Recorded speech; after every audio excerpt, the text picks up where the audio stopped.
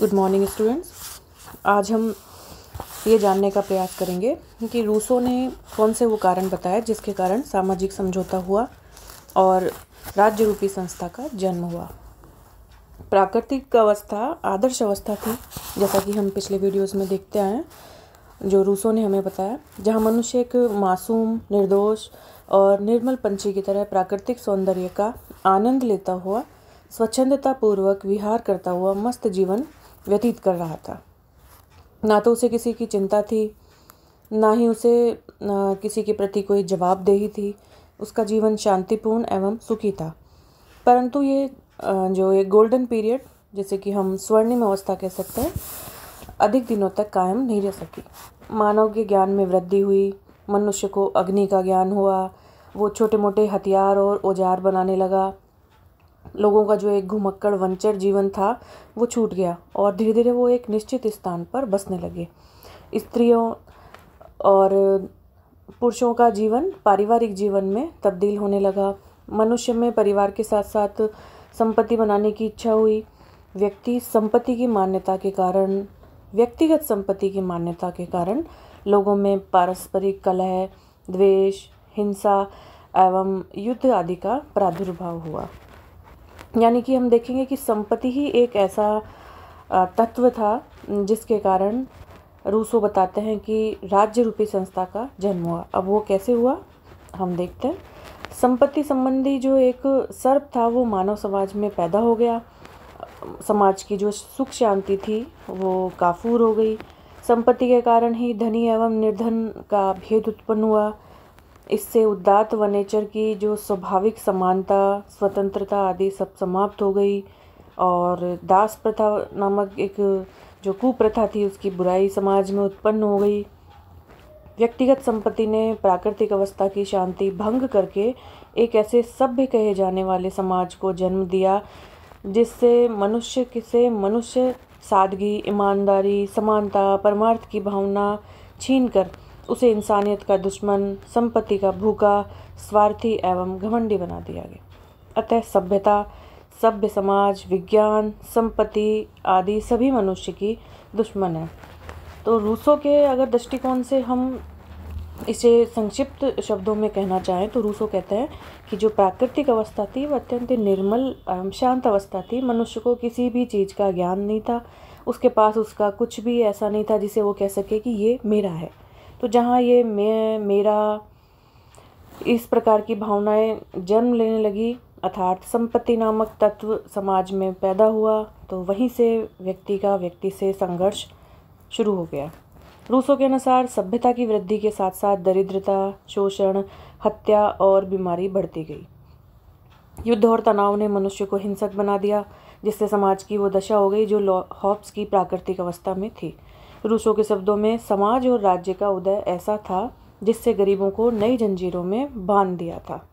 Rousseau के अनुसार संपत्ति के प्रादुर्भाव से मनुष्य की स्वतंत्रता परतंत्रता में बदल गई, जिसको लक्ष्य करके वो कहते हैं कि मनुष्य स्वतंत्र उत्पन्न होता है लेकिन वो सर्वत्र बेड़ियों में जकड़ा हुआ है। ये रूसो का बहुत ही महत्वपूर्ण कोट है। इसका अभिप्राय है कि मनुष्य को स्वतंत्र एवं स्वाधीन होना चाहिए, यही उसके लिए सर्वोत्तम दशा है। किंतु समाज के नियम, रूढ़ियाँ तथा प्रतिबंध उसे दास बना देते हैं। उसकी विशुद्ध प्राकृतिक दशा के जन्मसिद्ध स्वाभाविक अधिकार से उसे वंचित कर देते हैं। वह अपनी स्वतंत्रता का उपभोग करने के लिए इन बंधनों से किस प्रकार मुक्त हो, यह रूसो के राजनीतिक चिंतन की मूल समस्या है। संक्षिप्त में मनुष्य की बेड़ियाँ एवं परतंत्रता मनुष्य को व्याकुल करने लगी कि वो इसमें मुक्त करने के लिए क्या करे। वो मुक्त होने के लिए उत्सुक हो उठा। अतः उसने अपने को सर्वनाश की ओर ले जाने वाली इस अराजक व्यवस्था का अंत करके सामाजिक समझौते के आधार पर राज्य की स्थापना की। रूसो का स्पष्ट मत है कि मनुष्य ने स्वयं ही अपनी खुशियों का, समानता का, स्वतंत्रता का गला घोटा, परंतु इसे दोबारा प्राप्त करना अपर्याय है, क्योंकि स्वतंत्रता, समानता और प्रसन्नता के बिना जीवन व्यर्थ था। अब सवाल ये उठता है कि इसे कैसे प्राप्त किया जाए। तो रूसो ने जवाब दिया कि बैक टू द नेचर, प्रकृति की ओर चलो। वह कहता है कि हमारा अज्ञान, हमारा भूलापन, हमारी गरीबी हमें लौटा दो, हम अपने आप स्वतंत्र हो जाएंगे। परंतु मनुष्य को इस बात का निश्चय हो चुका था कि नागरिक समाज से प्राकृतिक अवस्था की ओर लौटना लगभग असंभव है। अतः अब वह प्रकृति की ओर लौट चलने का आह्वान नहीं देता। मैक्सी के शब्दों में हम कह सकते हैं कि अब उसकी दिशा आगे की ओर है, ना कि पीछे की ओर। अब रूसो के सामने जो एक मेजर प्रॉब्लम थी वो ये थी कि क्या ये संभव है कि ऐसे समाज की स्थापना की जाए जो अपने सदस्यों की जनधन की पूर्ति शक्ति के साथ रक्षा करे, जिसमें प्रत्येक व्यक्ति दूसरों के साथ होते हुए भी केवल अपने आदेशानुसार आचरण कर सके और पहले की भांति ही स्वतंत्र हो सके। इस समस्या का समाधान था सोशल कॉन्ट्रैक्ट, सामाजिक समझौता, जिसे हॉब्स, लॉक आदि दार्शनिक पहले ही इनका प्रतिपादन कर चुके हैं। सामाजिक समझौता एवं जो राज्य जिसकी रूसो बात करते हैं उसका स्वरूप अगर हम देखें तो वो कुछ इस प्रकार था।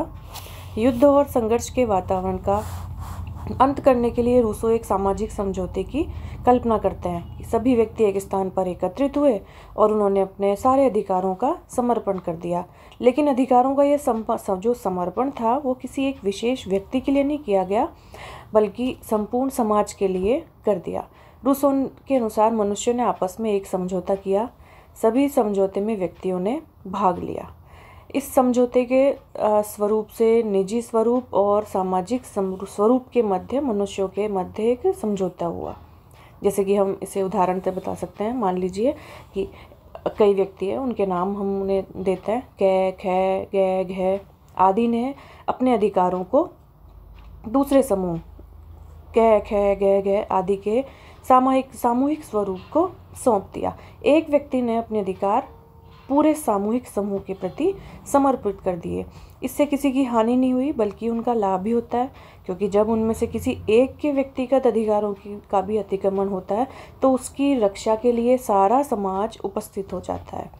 तो रूसो चूँकि एक दार्शनिक थे, तो रूसो की कल्पना के अनुसार कह सकते हैं कि रूसो बोलते हैं हम में से प्रत्येक अपने व्यक्तित्व और सभी शक्तियों को सामान्य रूप से सार्वजनिक इच्छा के सर्वोच्च निर्देशक के अंतर्गत रख देते हैं। सामाजिक समझौते द्वारा निर्मित राज्य को रूसो सामान्य इच्छा कहते हैं, जनरल विल। संप्रभुता की अभिव्यक्ति सामान्य इच्छा में ही होती है। सभी व्यक्ति सामान्य इच्छा के अधीन रहते हुए कार्य करते हैं। प्रत्येक नागरिक का संप्रभुता में एक भाग होता है, साथ ही वो पब्लिक भी है, क्योंकि उसे उस कानून को मानना पड़ता है जिसमें वह स्वयं अपने संप्रभु के रूप में उसे बनाया है। इस प्रकार रूसो के दर्शन में हमें एक लोकप्रिय संप्रभुता और लोकतांत्रिक सरकार की आधारशिला प्राप्त होती है।